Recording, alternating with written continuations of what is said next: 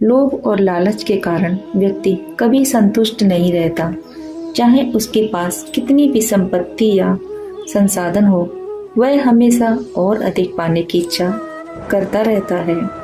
मित्रों, आज हम श्री कृष्ण की वाणी भगवत गीता के इन विचारों को बताने वाले हैं, जिससे व्यक्ति अपने मोह और लोभ लालच को त्याग कर एक नई राह बना सकता है, भगवत प्राप्ति कर सकता है।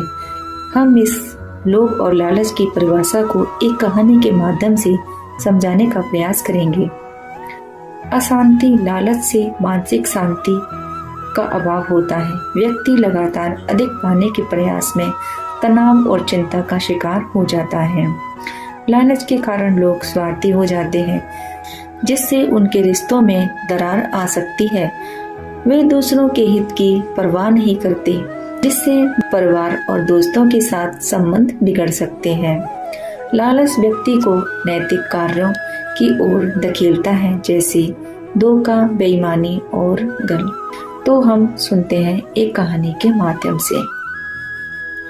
द्वारका नगरी में एक समय की बात है, जब श्री कृष्ण अपनी सभा में बैठे थे। वहाँ लोग उनके आशीर्वाद और मार्गदर्शन लेने आते थे।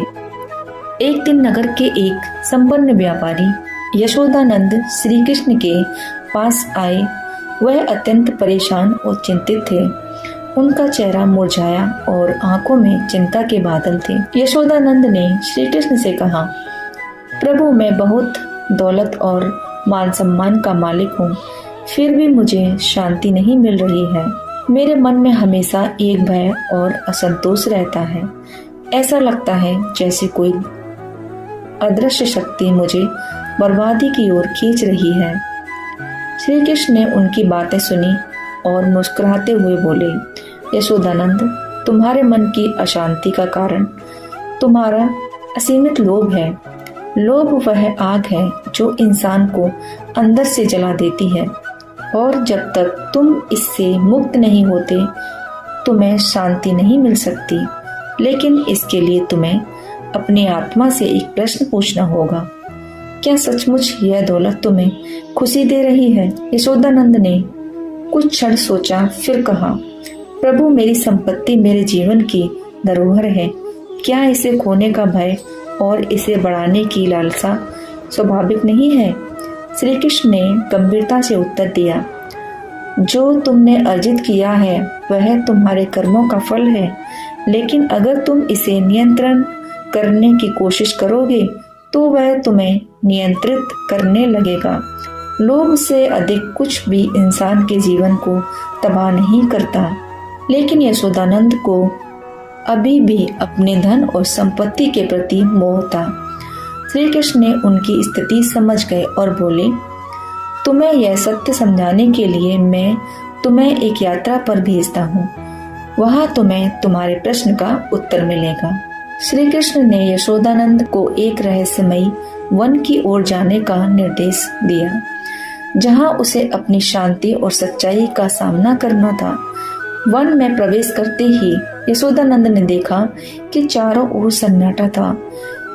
पेड़ों के पत्ते हवा में झूल रहे थे और वातावरण में एक अद्भुत शांति थी, परंतु उनका मन अभी भी अशांत था।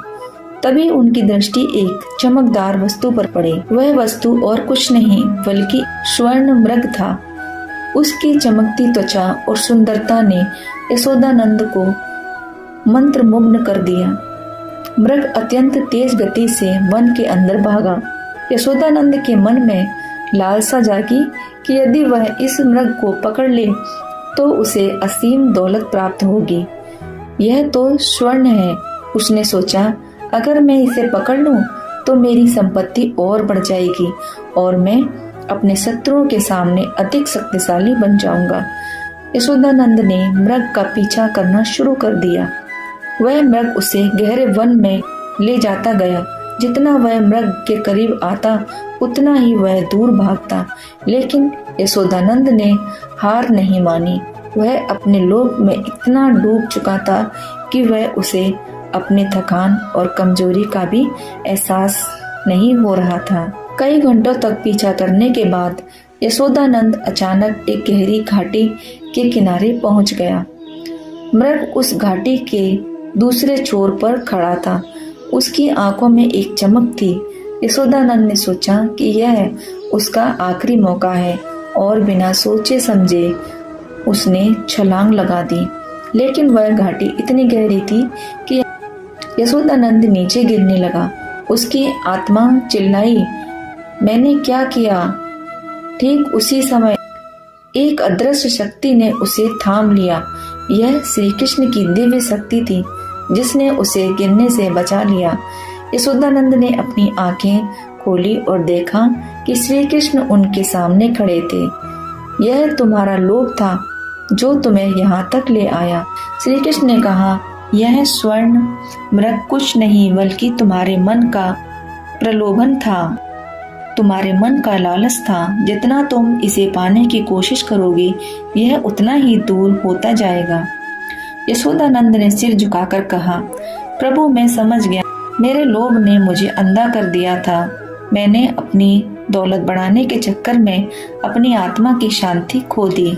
श्री कृष्ण ने मुस्कुराते हुए कहा, दौलत साधन हो सकती है, परंतु यदि वह उपदेश बन जाए तो यह विनाश का कारण बनती है। लोभ और मोह जीवन में शांति और संतुलन को समाप्त कर देते हैं। केवल वही धन तुम्हारा है जो तुम्हारी आत्मा को सुख दे, न कि जो तुम्हें असंतोष की ओर धकेल दे। श्री कृष्ण यशोदानंद को जीवन का सत्य बताते हुए कहते हैं, यशोदानंद को उसके लोभ के परिणामों का एहसास करा दिया। यशोदानंद ने अपनी गलतियों को स्वीकार करा और प्रण लिया कि वह अब अपनी दौलत के पीछे नहीं भागेगा बल्कि उसे अच्छे कर्मों में लगाएगा। श्री कृष्ण ने उसे आशीर्वाद देते हुए कहा, सच्ची संपत्ति वही है जो तुम दूसरों की भलाई में उपयोग करो। जो धन तुम दूसरों की मदद करने में खर्च करते हो वही पुण्य बनता है और वही तुम्हारा सच्चा मित्र होता है। यह दौलत तुम्हें यहीं छोड़नी पड़ेगी, लेकिन तुम्हारे पुण्य कर्म हमेशा तुम्हारे साथ रहेंगे। यशोदानंद ने श्री कृष्ण को प्रणाम किया और अपने जीवन में बदलाव का संकल्प लिया। वह द्वारका लौटकर एक नए मनोबल के साथ समाज की सेवा में लग गया। अब उसके जीवन का उद्देश्य दौलत इकट्ठा करना नहीं बल्कि लोगों की सेवा और उनके कल्याण के लिए काम करना था। मित्रों, यह कहानी हमें यह सिखाती है कि लोभ और मोह जीवन में शांति और संतुलन को नष्ट कर देते हैं। अगर हम अपने जीवन में संतोष और शांति चाहते हैं तो हमें लोभ से बचना होगा। जितना हम दूसरों की भलाई में अपने धन का उपयोग करेंगे उतना ही हमारा जीवन धन्य और सफल होगा। दौलत वह नहीं जो हमें संग्रह में खुशी दे, बल्कि वह है जो दूसरों के जीवन में सुख और संतोष लाए। श्री कृष्ण की यह वाणी हमारे जीवन को सबसे महत्वपूर्ण पाठ देती है। संतोष ही सच्ची संपत्ति है और लोभ जीवन का सबसे बड़ा शत्रु।